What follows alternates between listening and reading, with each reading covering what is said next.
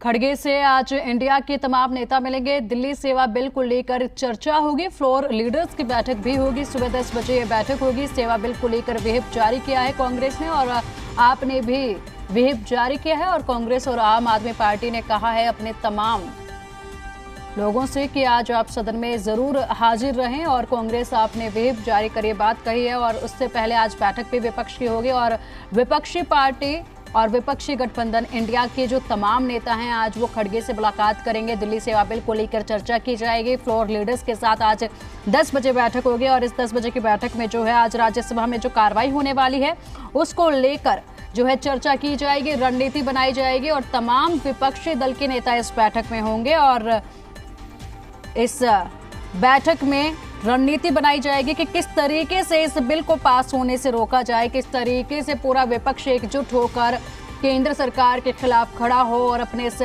जो बिल है इसके ऊपर रोक लगवाई जाए। चलिए अधिक अपडेट के लिए हमारे संवाददाता बलराम पांडे हमारे साथ जुड़ गए हैं। बलराम, देखिए आज का दिन काफी अहम है। आज राज्यसभा में बिल पेश होगा और आज ही का वो दिन है जिसमें अंतिम परिणाम सामने आएगा। और विपक्ष के लिए एक कड़ी परीक्षा है कि सभी पार्टियां एकजुट तो हो गई हैं, अब असली एकता यहां पर देखने को मिलेगी। इसके अलावा आज सुबह सदन की कार्रवाई शुरू होने से पहले बैठकों का सिलसिला भी शुरू हो जाएगा। 10 बजे खड़गे बैठक लेंगे, उसमें तमाम विपक्षी दल के नेता मौजूद होंगे, रणनीति भी बनाई जाएगी। बिल्कुल, देखिए जो कांग्रेस के राष्ट्रीय अध्यक्ष हैं मल्लिकार्जुन खड़गे, वो सुबह 10 बजे जो INDIA यानी जो इंडिया के घटक दल हैं उनके सभी सांसदों के साथ बैठक करेंगे। और बैठक में तय होगा कि किस तरीके से हम राज्यसभा के अंदर इस बिल को रोकें। क्योंकि आपने देखा होगा कि लोकसभा में ये बिल ध्वनि मत से पास तो हो गया, लेकिन अब इस बिल को राज्यसभा में आज पेश किया जाएगा और इस बिल को किस तरीके से रोका जाए इस पर रणनीति बनेगी। हालांकि आम आदमी पार्टी ने 3 लाइन की व्हिप जारी कर अपने सभी सांसदों से कहा है कि वो राज्यसभा में 7 और 8 अगस्त को मौजूद रहें। साथ ही अगर हम कांग्रेस की बात करें तो कांग्रेस ने भी व्हिप जारी करके अपने सांसदों को सदन के अंदर मौजूद रहने की बात कही है। हालांकि जब 10 बजे बैठक मल्लिकार्जुन खड़गे इंडिया के सभी घटक दलों की लेंगे तो कहीं ना कहीं एक रणनीति तय होगी कि किस तरीके से इस बिल को रोका जाए। हालांकि आम आदमी पार्टी की पूरी कोशिश होगी कि इस बिल को राज्यसभा में गिराया जाए ताकि दिल्ली सरकार के खिलाफ कानून ना बन सके। हालांकि ये अग्नि परीक्षा भी है विपक्ष की कि किस तरीके से विपक्ष एकजुट होता है। क्योंकि आप देखिए धीरे धीरे जो विपक्ष है वो बिखरता हुआ नजर आ रहा। पहले बहुजन समाज पार्टी की मुखिया मायावती ने कहा था कि हम इस बिल का विरोध करेंगे, लेकिन अब उन्होंने ऐलान किया है कि हम वोटिंग का बहिष्कार करेंगे। तो कहीं ना कहीं पर्दे के पीछे से एक समर्थन है भारतीय जनता पार्टी को। इसके अलावा आप देखिए कि जो YSR है उसने भी केंद्र सरकार का समर्थन किया है। इसके अलावा BJD और TDP ने भी केंद्र सरकार का समर्थन किया है। तो धीरे धीरे जो विपक्षी दल हैं वो केंद्र सरकार के पक्ष में आते हुए नजर आ रहे हैं। यही वजह है कि केंद्र सरकार अब पूरी मजबूती के साथ इस बिल को राज्यसभा के पटल पर रखेगी और कहीं ना कहीं उसे पूरी उम्मीद है कि ये बिल लोकसभा की तरह राज्यसभा में भी पास होगा। क्योंकि पहले बीजेपी के पास बहुमत नहीं था और यही वजह है कि उम्मीद लगाई जा रही थी कि अगर सभी विपक्षी दल एकजुट होते हैं तो कहीं ना कहीं इस बिल को राज्यसभा में रोका जा सकता है। लेकिन जिस तरीके से जो विपक्षी दल हैं वो धीरे धीरे केंद्र सरकार के पक्ष में खड़े होते हुए नजर आ रहे हैं तो कहीं ना कहीं आम आदमी पार्टी की जो मुश्किलें हैं वो बढ़ती हुई नजर आ रही। हालांकि अब 10 बजे जो बैठक है उसमें तय होगा कि किन रणनीतियों के तहत इस बिल का विरोध किया जाएगा और किस तरीके से विपक्ष इस बिल का विरोध करेगी।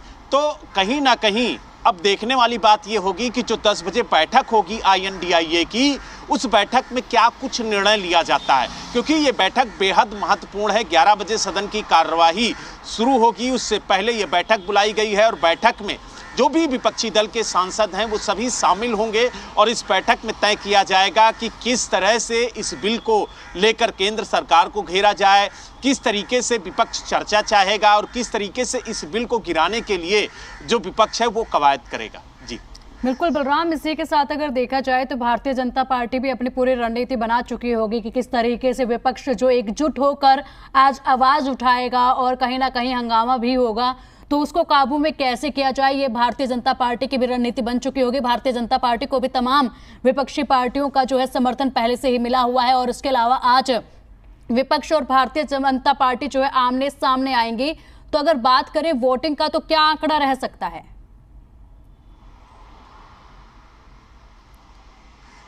देखिए, अगर आंकड़ों की बात करी जाए तो आंकड़ा अभी स्पष्ट नहीं है। कौन दल किस दल के साथ है ये कहना भी बेहद मुश्किल है, क्योंकि यहाँ पर गुप्त मतदान होता है।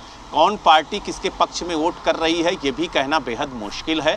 लेकिन जिस तरीके से विपक्षी दलों से लगातार अरविंद केजरीवाल ने मुलाकात की, उनसे अपील की कि लोकतंत्र और संविधान को बचाने के लिए वो इस बिल के खिलाफ वोट करें, तो अब देखने वाली बात ये होगी कि कितने विपक्षी दल आम आदमी पार्टी के पक्ष में वोट करते हैं और कितने दल सरकार के पक्ष में वोट करते हैं। क्योंकि आम आदमी पार्टी बार बार ये कह रही है कि दिल्ली के लिए ये अध्यादेश सिर्फ एक प्रयोगशाला है। आने वाले दिनों में उन राज्यों में भी इसी तरीके का अध्यादेश ला करके वहाँ के कामकाज को प्रभावित किया जाएगा जहाँ पर भारतीय जनता पार्टी की सरकार नहीं है। तो ऐसे में अब देखने वाली बात ये होगी कि चाहे विपक्षी दल हों वो क्या रुख अपनाते हैं, और जहाँ जहाँ पर बीजेपी की सरकार नहीं है उन राज्यों में जिन राजनीतिक दलों की सरकार है, क्या वो आम आदमी पार्टी के साथ खड़े हुए नजर आते हैं या फिर बीजेडी की तरह वो केंद्र सरकार की तरफ खड़े हुए नजर आते हैं। क्योंकि उम्मीद थी कि नवीन पटनायक आम आदमी पार्टी के साथ खड़े होंगे, लेकिन जिस तरीके से उन्होंने ऐलान किया कि वो केंद्र सरकार के साथ खड़े हैं, तो कहीं ना कहीं एक बड़ा झटका आम आदमी पार्टी को भी लगा है। बीजेडी ही नहीं, आप देखिए वाईएसआर, इसके अलावा टीडीपी, ये सभी केंद्र सरकार के पक्ष में खड़े हुए नजर आ रहे हैं। उम्मीद थी कि बहुजन समाज पार्टी यानी मायावती जी इस बिल के विरोध में वोटिंग करेंगी, लेकिन उन्होंने भी कहा कि हम वोटिंग का बहिष्कार करेंगे। तो कहीं ना कहीं अंदर खाने में एक तरीके से केंद्र सरकार का समर्थन ही है, क्योंकि जितना कम वोटिंग परसेंटेज रहेगा उतना ही ज़्यादा बीजेपी को फायदा होगा। क्योंकि 245 सांसद हैं राज्यसभा में, ऐसे में अगर वोटिंग होती है और सभी मौजूद रहते हैं तो 117 का आंकड़ा चाहिए जीत के लिए। तो ऐसे में मुश्किल नहीं है। लेकिन अगर बहुजन समाज पार्टी वोटिंग का बहिष्कार करती है या कोई अन्य दल वोटिंग का बहिष्कार करता है तो ये आंकड़ा कम हो जाएगा, और जब ये आंकड़ा कम होगा तो इसका सीधा लाभ कहीं ना कहीं भारतीय जनता पार्टी को मिलेगा।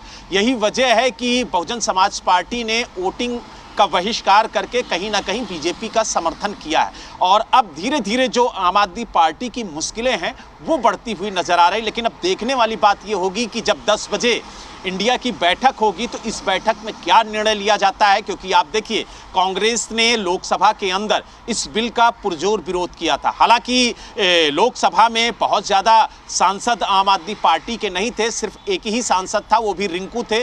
उन्होंने जब कागज़ फाड़ा तो उन्हें निलंबित कर दिया गया। हालांकि अगर हम राज्यसभा की बात करें तो लगातार मणिपुर हिंसा को लेकर के चर्चा की बात करने वाले संजय सिंह को पूरे सत्र के लिए निलंबित किया गया है। तो अब आगे क्या रणनीति होगी वोटिंग को लेकर के, इस पर जरूर इस बैठक में चर्चा होगी, और क्या रणनीति तय होती है इस पर भी हमारी नजर रहेगी। और जैसे ही अपडेट मिलेगा हम अपने दर्शकों को जरूर बताएंगे। जी बिल्कुल बलराम, आज दिल्ली वासियों के लिए, दिल्ली सरकार के लिए और बीजेपी के लिए काफी अहम दिन है और आज ही फैसले का भी दिन है। फिलहाल शुक्रिया आपका इन तमाम जानकारियों के लिए।